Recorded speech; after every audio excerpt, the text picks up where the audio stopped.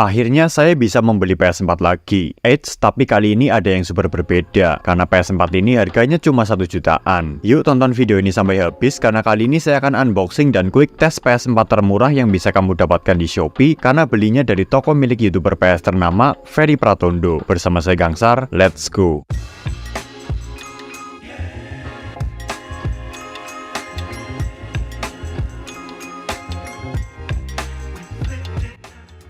Sebelumnya saya ingin mengucapkan terima kasih sebesar-besarnya untuk kamu semua para penonton setia channel Ria Gadget, karena sekarang channel ini sudah menyentuh angka 20.000 subscriber. Saya sangat tidak menyangka bisa melangkah sejauh ini hanya dengan konten sesimpel konsol PlayStation. Untuk merayakan pencapaian ini, saya melakukan self reward dengan membeli 1 unit PS4 lagi secara online lewat platform Shopee. Karena saya melihat lapak dari toko online spesialis konsol game paling rame seantero Shopee dan mungkin se-Indonesia juga, yakni dari toko Apple PlayStation kepunyaan YouTuber 300.000 subscriber, Mas Ferry Pratondo. Bayangkan, harga PS4-nya mulai dari 1 jutaan saja, dan saya belinya benar-benar di angka kepala 1. Mungkin video ini juga bisa dijadikan referensi untuk membuktikan kualitas dari barang-barang yang dijual oleh Mas Ferry, karena saya yakin banyak dari kamu yang ingin membeli konsol PS3, PS4, PS5, Xbox, atau Nintendo Switch dari Ferry Pratondo, namun karena minimnya konten review produk dari toko tersebut, kamu jadi masih mengurungkan niat. Nah, disinilah kita akan membuktikannya. Apakah PS4-nya mempunyai kualitas yang seimbang dengan popularitas penjualnya di YouTube? Mari cari tahu bareng-bareng. Saya tidak di-endorse oleh Mas Ferry. Saya juga beli menggunakan uang saya sendiri. Jadi penilaian saya akan sangat jujur. Kalau bagus ya akan saya bilang bagus, dan kalau jelek akan saya bilang jelek. Tidak ada faktor bias dan pemaksaan di sini. Oke, yuk langsung saja kita masuk ke pembahasannya.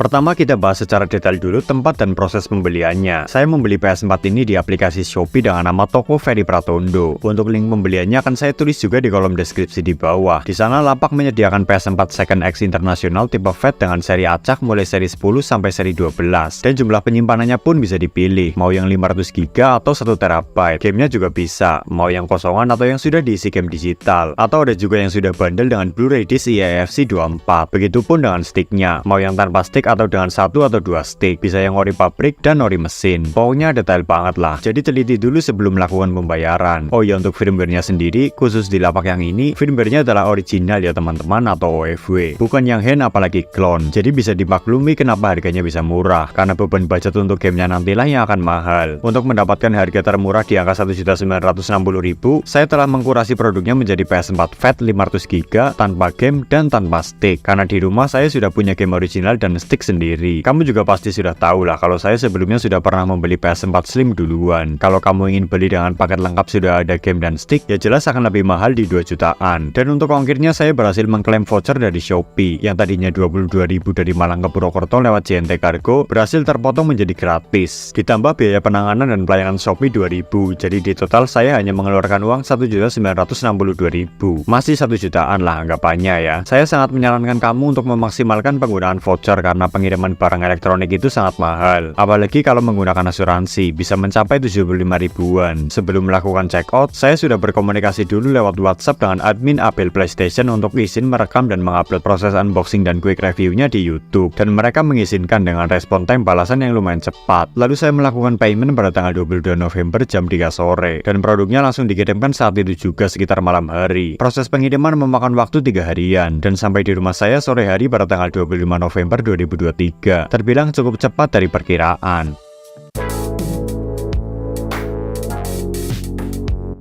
Untuk barangnya sendiri, dari packaging luar terlihat sangat rapi, tidak ada koyakan yang mengganggu, dan dibungkus dengan bubble wrap sebanyak 3-4 lapis. Di dalamnya ada dus PS4 FAT berwarna biru dengan aksen merah dan putih. Saya tidak terlalu memperdulikan ini dus palsu atau asli karena ini barang second. Yang jelas dus ini masih terlihat rapi dan tidak buluk-buluk banget. Ya standar saja lah. Dan setelah saya buka dusnya, saya mendapatkan sebuah kabel HDMI yang terbungkus dengan plastik, kabel charger stick PS4 yang terbungkus dengan plastik juga. Namun yang disayangkan adalah kabel powernya yang tidak terbungkus dengan plastik apapun. Kalau diberi plastik pasti akan terlihat lebih rapi juga menurut saya. Menuju ke unit PS4-nya, ternyata PS dibungkus lagi dengan bubble wrap dan plastik. Wow, saya cukup mengapresiasi tindakan ini karena makin memperkecil peluang kerusakan selama pengiriman. Karena sebenarnya saya cukup khawatir dengan isu ketidakprofesionalan oknum jasa ekspedisi yang suka membanting-banting paket orang. Lalu ada selembar kertas pemberitahuan dari Apple PlayStation mengenai masa garansi ganti unit PS4 ini yang selama 1 bulan. Ini termasuk koin plus juga untuk toko, karena dengan garansi selama selama ini kita tidak begitu dibikin pusing di awal, tapi yang bikinnya sakit itu kalau rusaknya 1 bulan lebih sehari.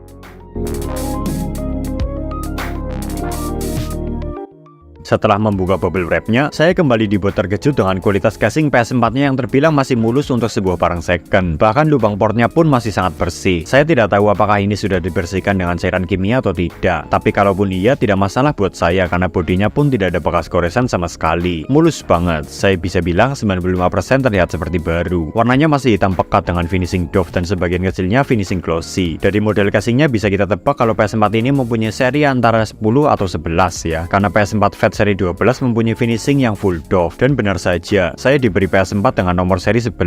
Saya lumayan bersyukur karena bukan seri terlama yakni 10. Namun cukup khawatir juga karena seri 10 dan 11 itu sama-sama mempunyai isu masalah rawan eject disk mendadak saat bermain game fisik. Tapi semoga saja sih tidak ya. Sebelumnya Mas Ferry juga pernah membahas kalau barang yang ia jual mempunyai kelas second grade A yang masih belum dibongkar sama sekali dan dibuktikan dengan label segel void dan label segel dari toko.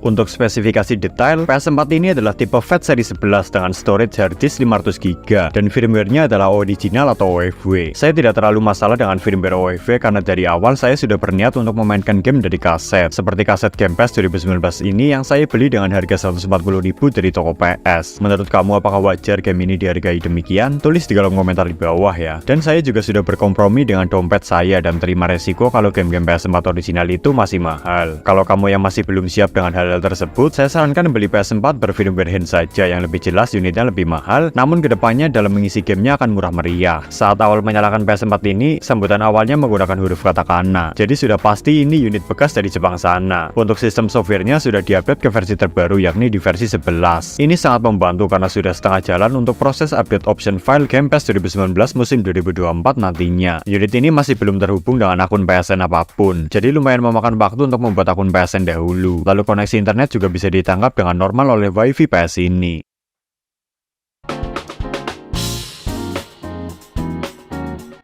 Saat memasukkan Blu-ray disc game ke PS4 ini awalnya sempat tidak bisa terbaca. Saya lumayan deg-degan saat itu karena tulisannya mengatakan untuk silahkan cek Blu-ray disc-nya apakah ada retakan atau kotoran. Saya kira itu ada kerusakan di optik PS4 ini. Ternyata kesalahannya ada pada permukaan kaset game karena terdapat cap sidik jari. Kemudian langsung saya buru-buru lap dengan tisu dan setelah saya masukkan lagi ke PS4, alhamdulillahnya bisa terbaca dengan normal. Setelah saya bermain kurang lebih 3 match 10 menit, yang artinya kurang lebih 1 jaman, semuanya berjalan normal. Suhu pun masih saya maklumi untuk standar tipe Fat karena sudah tua, di rentang 60-an derajat dengan termogan. Kalau masalah suara kipas mungkin akan mengganggu kalau pada saat dimainkan di malam hari ya, di suasana sepi. Tapi kalau siang hari sih masih tersamarkan.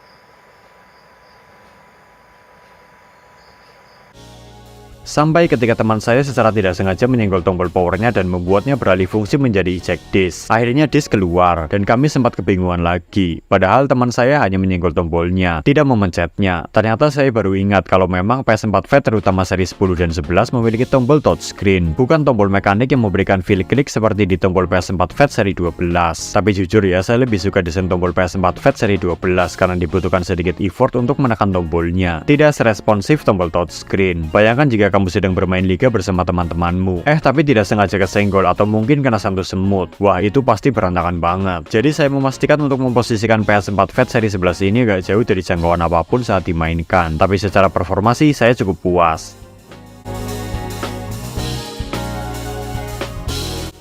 Ya, jadi seperti itulah teman-teman video saya kali ini mengenai pengalaman saya membeli PS4 termurah yang ada di Shopee dari toko Apple PlayStation Malang milik Ferry Pratondo. Setelah melihat proses unboxing sampai quick testnya, apakah layak untuk membeli PS4 second ini dari toko tersebut? Menurut saya sih sangat layak, dan saya juga merekomendasikan toko ini sebagai list paling utama dari semua toko PS di online store, karena kredibilitasnya sudah tidak perlu diragukan lagi. YouTuber sebesar Ferry Pratondo pasti akan sangat kecil kemungkinannya untuk mengirimkan produk yang tidak bagus ke kita para pembeli, karena jika itu terjadi pasti akan menjadi bumerang untuk usaha mereka. Kalaupun kamu sedang apes mendapatkan unit dengan kerusakan dari Apple PlayStation, tenang saja mereka sudah mengcovernya dengan masa garansi ganti unit selama 1 bulan, lebih lama dari toko-toko yang lain yang cuma beberapa minggu. Jadi jika suatu saat kamu membeli PS4 dari Apple PlayStation, saya sarankan untuk mengetesnya secara penuh di 1 bulan awal. Lalu untuk awetannya saya masih belum tahu, dan akan saya buktikan di video reviewnya sekitar beberapa bulan ke depan. Jadi sampai bertemu di sana ya. Yuk, buat kamu yang sekarang sedang ngidam PS4, langsung beli dari toko Ferry Pratondo saja, karena harganya sekarang sekarang lagi murah banget. Kita tidak tahu dalam sebulan ke depan apakah masih murah atau malah balik mahal. Terima kasih sudah menonton video ini sampai habis, semoga bermanfaat. Oh iya, tonton juga video saya lainnya, itu tentang macam-macam kode region dan label pembatasan umur atau age rating pada kaset video game. Cari tahu apa penjelasannya, karena tidak semua game itu cocok untuk dimainkan oleh semua umur. Like video ini jika kamu suka, komen apabila ada pertanyaan dan pendapat, share apabila kamu merasa video ini bermanfaat juga untuk teman-teman kamu yang lain, follow Instagram kami di @ria.gadget agar kamu bisa tahu aktivitas channel ini di belakang layar. Cek juga toko online kami di Shopee dengan nama Storia Gadget Merch, karena di sana saya akan menjual barang-barang bekas review dengan harga murah. Dan jangan lupa juga untuk hit the subscribe button di bawah agar kamu tidak ketinggalan dengan video-video saya selanjutnya tentang PlayStation dan konsol-konsol lainnya yang akan saya upload minimal 2 kali dalam seminggu. See you next time dan bye.